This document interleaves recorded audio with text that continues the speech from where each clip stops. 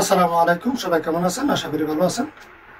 তো আজ 2 দিন সোশ্যাল মিডিয়া এবং প্রিন্ট মিডিয়া বলেন, তারপরে ন্যাশনাল টিভি চ্যানেলগুলোতে একটা নিউজ সবাই দেখেছেন যে তৌহিদ আফ্রিদিকে অ্যারেস্ট করা হয়েছিল তাকে জুলাই হত্যা মামলায়।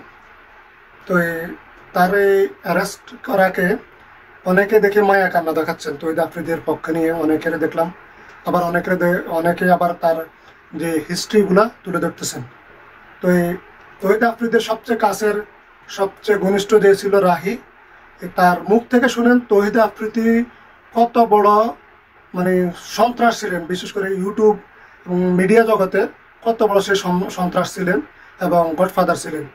তার কোনো কন্টেন্ট যদি তার পছন্দ না হয়, তার মন মতো না হয় কোনো কন্টেন্টের, কিন্তু তাকে সে ডেকে নিয়ে ডিবি অফিসে বিভিন্নভাবে নির্যাতন করত তার উপরে। তো এই অনেকে হবে অথবা প্রশ্ন করতে পারেন যে সে ডিবি অফিসে তার এত বড় ক্ষমতা কিভাবে, সেই ডিবি অফিস তাকে সে বললো আর নিয়ে টর্চারিং করলো, এটা কি বিশ্বাসযোগ্য কিনা? তো আমি আপনাদেরকে বলবো, ইউটিউবার স্বপন আহমেদ 5 আগস্টের পরে তার বিস্তারিত বলেছিল। তারপরে গত পরশুদিন সাইম আহমেদ উনি তার ফেসবুক লাইভে এসে বলছেন, এবং অনেক কন্টেন্ট ক্রিয়েটার এখন মুখ খুলতেছে যে তাদেরকে কিভাবে নির্যাতন করা হয়েছিল।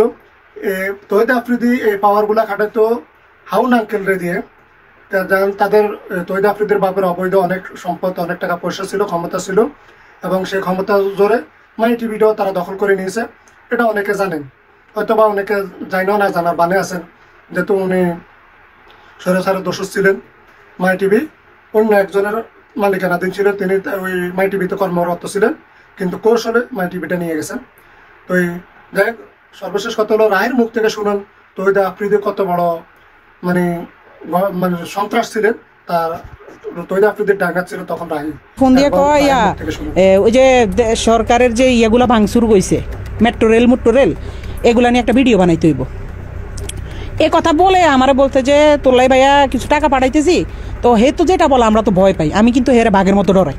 আমি না, আমাদের টিমের সবাই তার বাঘের মতো ডরায়, কারণ মানে সে অন্যরকম মানুষ ভাই। সে ক্যামেরার ভিতরে একরকম, কিন্তু ক্যামেরার বাইরে খুব ডেঞ্জারাস একটা লোক। তারা কিন্তু সবাই ভয় পায়। ইউটিউব ইন্ডাস্ট্রিতে একটা টাইমে তার সবাই বাঘের মতো ভয় পাইতো। সবাই তার অফিসে ডাকাইতেছে। যারা আমরা টিমের যারা মানে ছাত্র আন্দোলনের সময় তার বিপক্ষে চলে গেছিলাম। তার বেল্টের বাড়ি আমার তো বেশি কেউ খায়নি।